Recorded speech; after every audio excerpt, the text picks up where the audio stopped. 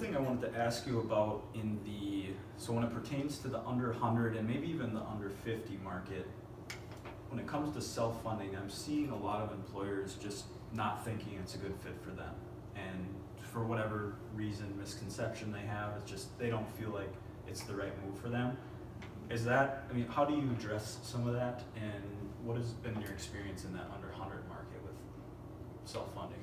Well, I think it's up to the, how much risk a group is willing to take. But if it's designed properly with the right stop loss, with the right specific and aggregate levels, I don't think any group is not ripe for self-insuring. I think if you get down into a 15 or a 20 or a 25 life group, for the most part, the rates are at a point where they probably are just fine fully insured. But from a self-insured standpoint, the programs that are out there now and available, they really make it where any one of these can step into a self-insured arrangement. But again, it's going to be how much risk do I want to take, and how well do I want to sleep at night for the CFO. But all that said, the specific, if it's designed properly, which is the amount that an individual claim will apply to the employer versus the insurance company, if that's set at the proper level based on the size of the group, you really don't open yourself up to much liability at all.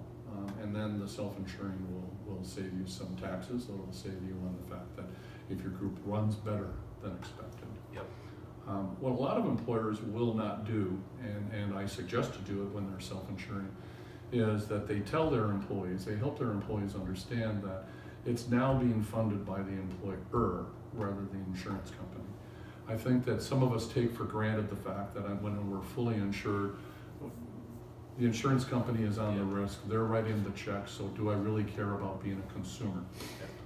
Whereas when you're self-insured, and if it's my money, I'm the employer, I'm funding 75% of the expense through claims, it makes sense then for my employees to buy in and say, this is our program.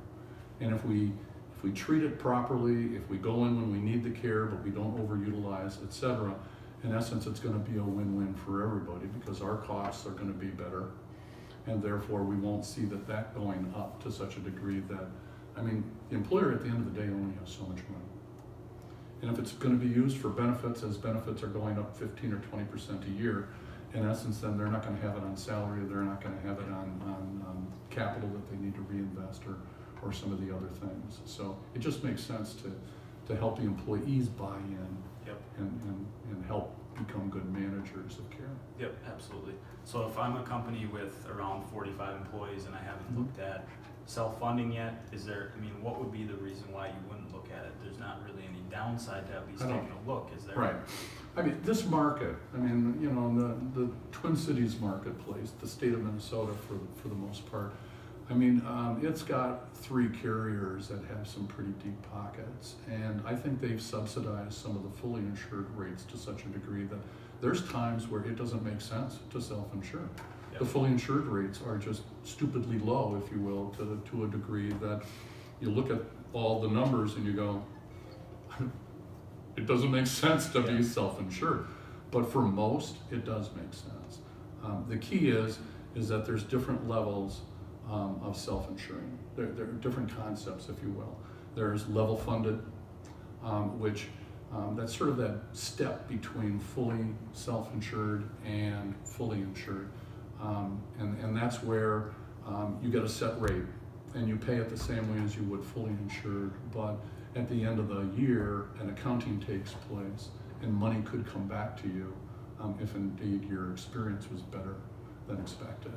So you're sort of setting the rates a little bit lower than where your fully insured is, but you'll get money back. Sure. But the nice thing about that is it's level funded. You don't have the monthly up and downs that you could have when you're fully self-insured. Sure.